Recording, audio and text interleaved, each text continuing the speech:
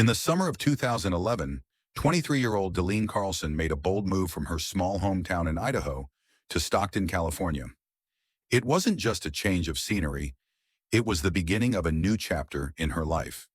Dalene had worked tirelessly over the years in various restaurant jobs to save enough money to follow her dream. She had enrolled at San Joaquin Delta College, majoring in child development.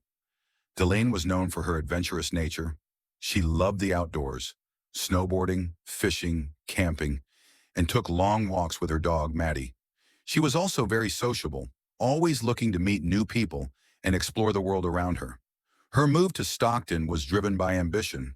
She wanted to grow her career, and she was determined to make a fresh start. She wasn't alone in Stockton. Dalene moved in with her aunt, Maggie, and her cousin, Cecily, who was her tour guide, showing Dalene around the new area. The two of them became close, spending time together and getting to know the city. However, things would take a tragic turn just a couple of months after Dalene's arrival. On August 6, 2011, Dalene decided to go out on her own. Her cousin Cecily was sick with a fever and couldn't join her, but Dalene, being her confident self, didn't mind going solo. She was familiar with the area and had already made some new friends. One of her favorite places to visit was Finnegan's Bar and Grill, a local spot she'd visited several times before. She got ready, said goodbye to her aunt, and left the house. Maggie, her aunt, reminded her to be home by 3 a.m., and Dalene agreed. But as the night went on, that would be the last time anyone heard from her. By 3:30 a.m., Dalene had not returned. Maggie started texting Dalene, wondering if everything was okay. She hoped Dalene had just stayed at a friend's house. But as the minutes and hours passed, worry started to set in. By 6 a.m., Maggie couldn't ignore the gut feeling that something was terribly wrong.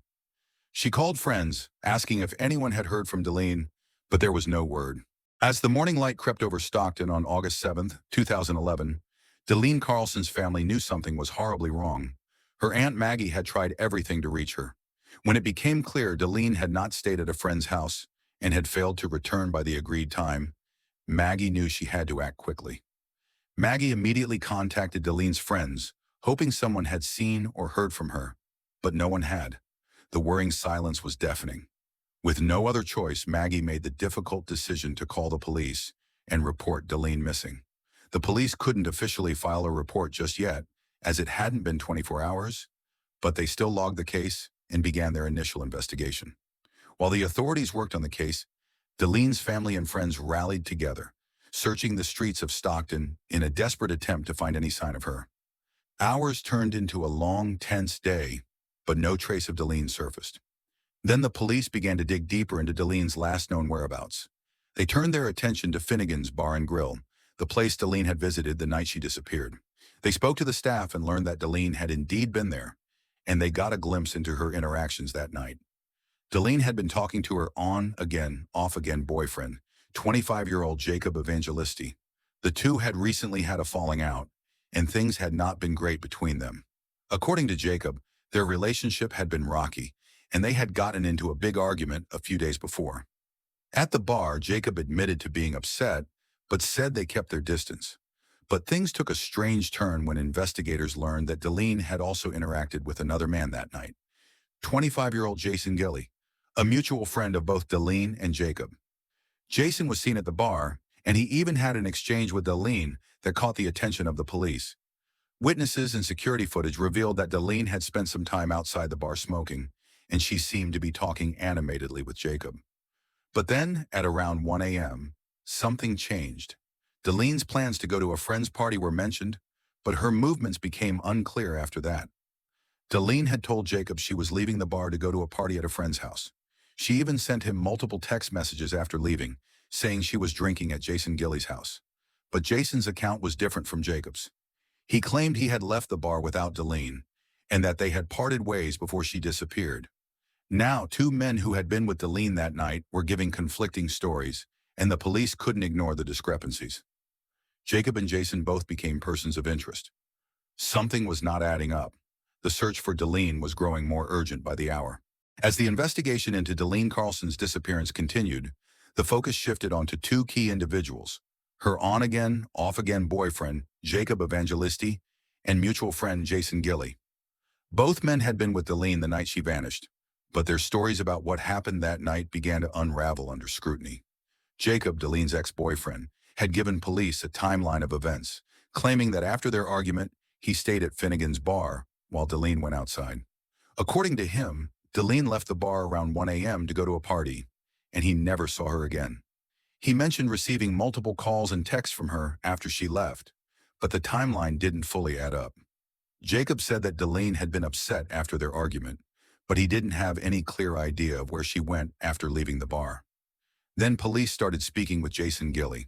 He had also been at the bar that night and, according to some witnesses, had been seen putting his arm around Dalene outside the bar. This raised suspicions. Initially, Jason had told police that he left Finnegan's bar at 1 a.m. without Dalene. He claimed he had driven home after finishing a cigarette and that Dalene was nowhere to be found when he left. But this story quickly began to fall apart when further evidence came to light. Security footage from a nearby store revealed that Jason and Dalene had been seen together at around 1:30 a.m., buying alcohol. This was a major contradiction to Jason's earlier statements. The police immediately called him in for questioning again, now pressing him about the discrepancies in his story. Jason seemed nervous and eventually admitted that he had lied. In a shocking confession, he revealed that he and Dalene had gone to his house after leaving the bar. They had consensual sex, but things had turned sour afterward. According to Jason, Dalene had become angry, regretting the decision to sleep with him. She apparently decided to leave and walk home. Jason said that he followed her in his car and offered to give her a ride, but Dalene refused. After a brief argument, he dropped her off at an undisclosed location, telling police that she had requested to be left there. However, he claimed that he had been worried about her safety and stopped to get gas before heading back home. But even this version of events had major inconsistencies. Police were skeptical of Jason's account. His story didn't match up with the evidence they had gathered, and it seemed as though he was still hiding something. Jason's initial lies about not being with Dalene after the bar raised even more questions, and the investigators knew they had to keep pressing him for the truth. As the days passed, the police realized that Jason Gilley was likely the last person to have seen Dalene before she vanished. His conflicting statements and suspicious behavior led investigators to believe that they were dealing with more than just a simple case of a misunderstanding or an accident. The search for Dalene had become a search for answers, answers that were buried deep within Jason Gilley's lies. As the weeks went by, the search for Dalene Carlson intensified. Her family and friends remained desperate for answers. But with every passing day, hope began to fade. The case seemed to stall, with no sign of Dalene and no clear leads on where she might be. Then more than 2 months after Dalene disappeared, a breakthrough came. On October 18, 2011, a farm worker in San Joaquin County, California, made a chilling discovery. While working in a cornfield, the worker found a body that would soon be confirmed as Dalene Carlson. The identification was made through dental records, and the family was notified of the devastating news. The discovery of Dalene's body marked the case's turning point. The search had led them to a cornfield just miles away from where she had been last seen, and now investigators had a critical piece of evidence, a body. But there were still so many unanswered questions. How had she ended up in this remote area, and who was responsible for her death? The police turned their attention back to Jason Gilley. They knew he was the last person to have seen Dalene alive, and his inconsistencies were becoming more glaring with each passing day. New evidence began to surface, pointing to a much darker reality. Ballistics tests on evidence from the crime scene revealed a match to a gun that was registered to Jason Gilley. This discovery was key. Police now had a direct link between him and Dalene's murder. The investigators also uncovered text messages sent from Dalene's phone after she had been killed. These messages, which were sent to various friends and family members, seemed to be an attempt to make it appear as though Dalene was still alive. Forensic analysis showed that the texts were sent from Dalene's phone, but it was clear that she was already dead by the time the messages went out. Investigators believed Jason had used Dalene's phone to send the messages, trying to cover his tracks and mislead authorities about her whereabouts. The timeline began to fall into place. Jason had lied about Dalene leaving his house and walking away, claiming she was still alive when, in fact, he had taken her life. The police now had both the ballistic evidence and the fraudulent messages to tie him to the crime. The case was no longer a missing person investigation. It had transformed into a murder investigation, with Jason Gilley as the primary suspect. Despite his previous denials, Jason was arrested again, this time charged with murder, kidnapping, and other related crimes. But as investigators prepared for the trial, they were certain of one thing. Jason Gilley had been the last person to see Dalene alive, and all the evidence pointed to him as the person responsible for her death. Dalene's family was left devastated, knowing that her life had been brutally taken and that the man who had once been a friend had been hiding the truth all along. The case had taken a tragic turn, but it was now clear that justice for Dalene Carlson was on the horizon. After Jason Gilley's arrest, the case against him grew stronger with each passing day. Investigators had gathered a mountain of evidence, including text messages, ballistic tests, and eyewitness accounts that placed him at the scene of Dalene Carlson's disappearance and death. His lies had caught up with him, and the truth was slowly unraveling. Jason's arrest for kidnapping, false imprisonment, and eventually murder shocked the community. While the police believed they had enough evidence to charge him with murder, they couldn't fully connect all the dots just yet. Gilley's earlier denials were no longer enough to protect him from the truth.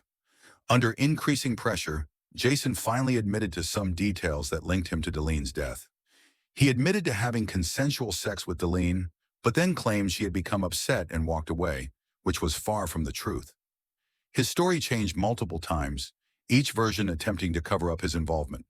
But it was clear to investigators that he had played a central role in Dalene's death. As the trial loomed, the prosecution had a strong case. They had over 1,000 pages of evidence, including forensic reports, text message data, and eyewitness testimony, all pointing to Jason Gilley's guilt. His defense tried to portray him as a man who had made poor decisions but had not committed murder. They claimed that Jason had lied about the details to protect himself and cover up an inappropriate sexual relationship with Dalene. But the prosecution's case was airtight. They presented evidence that Jason had lied consistently, misled police, and failed to provide any credible explanation for his actions. The most damning evidence came from the ballistic reports linking him to the crime scene, as well as the text messages sent from Dalene's phone after her death. These texts made it appear as if Dalene was alive, but investigators had determined that she was already dead when the messages were sent. The jury deliberated, and the moment of truth arrived. Jason Gilley was convicted of kidnapping and murder.